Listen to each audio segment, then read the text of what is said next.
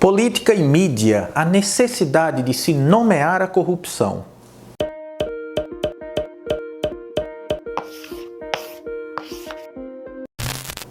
Quando você estava nas aulas de História lá na Educação Básica, você ouviu falar de Pedro Álvares Cabral e Pero Vaz de Caminha.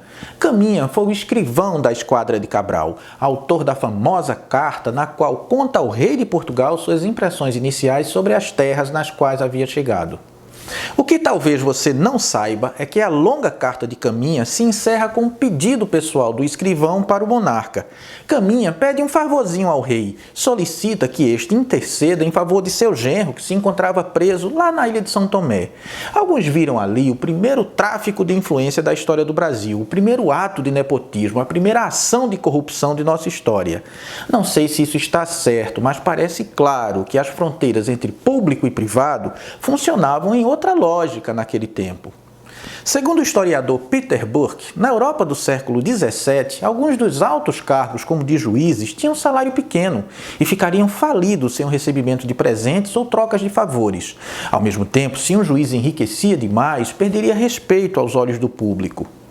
De certo modo, isso mostra que a corrupção tem história e, em sendo assim, ela muda. Somente após a Revolução Francesa, já mais na frente, lá no século XIX, é que o Ocidente incorporou algo da ideia de meritocracia, de que todos são iguais perante a lei. E aí, a corrupção passou a ter uma imagem mais clara, a ser entendida quase exclusivamente como a migração indevida de riqueza pública para o bolso privado, ou o uso de cargos públicos para a obtenção de vantagens políticas, vantagens econômicas, por exemplo. É importante lembrar os nomes pelos quais os grandes esquemas de corrupção ficaram conhecidos. Talvez o mais famoso desses esquemas, pelo menos fora do Brasil, o mais famoso desses nomes é Watergate, um escândalo que acabou por resultar na renúncia do presidente dos Estados Unidos, Richard Nixon, em 1974. Watergate, a exemplo de Mensalão e Petrolão, são nomes que se tornaram comuns quando nos referimos aos desvios dos poderosos.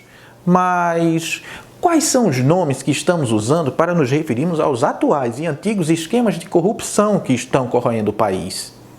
Como muito bem nos disse Miri Lacombe, Mensalão e Petrolão são nomes que comunicam intensa e rapidamente. Mas essa comunicação resulta também do fato de terem sido constantemente repetidos na mídia. Michel Foucault já alertava: o discurso se faz por dispositivos como a repetição, o comentário, a repercussão.